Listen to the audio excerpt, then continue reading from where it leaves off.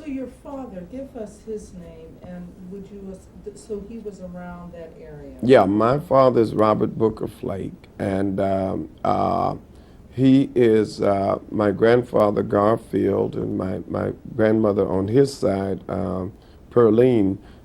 They had 16 children.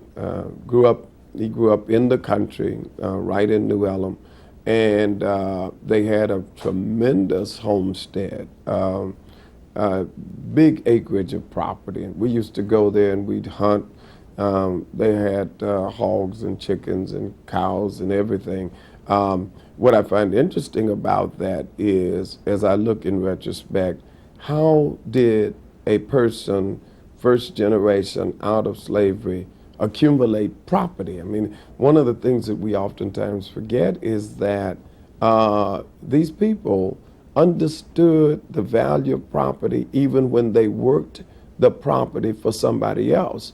And so one of the things that they tried to acquire immediately after slavery was property.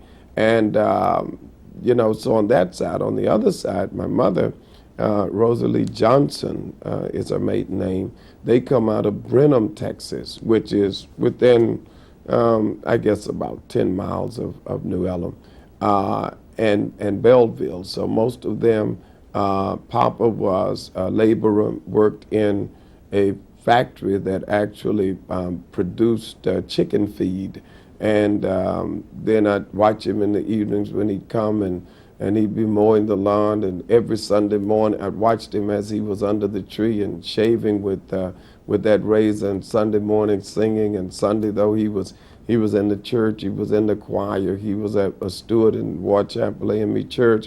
Mama made sure that all of us went to church every Sunday because even when my mother, who gave birth to 5 of us, each right 1 year apart from each other, but Mama made sure that we got to church. And we called her Mama, that's my grandmother on that side.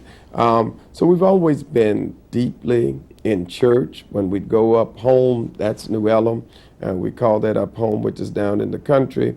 Everybody came, and under the tree we'd have church at some point during the day. In the evening, before everybody left, they took out the washboards and they took out the foot tubs, and those became musical instruments, and they had their fiddles, and we'd have church. And I think that's where a lot of the impetus for my going into ministry probably started, because as a real young child, they would have me doing recitations. And by the time I was 10, I was obviously totally engaged and immersed in church in some form or fashion. But it was largely because that's where my grandparents were. That's where my parents were. And I tend to think the value of that experience has been a tremendous contributor to what my life is today.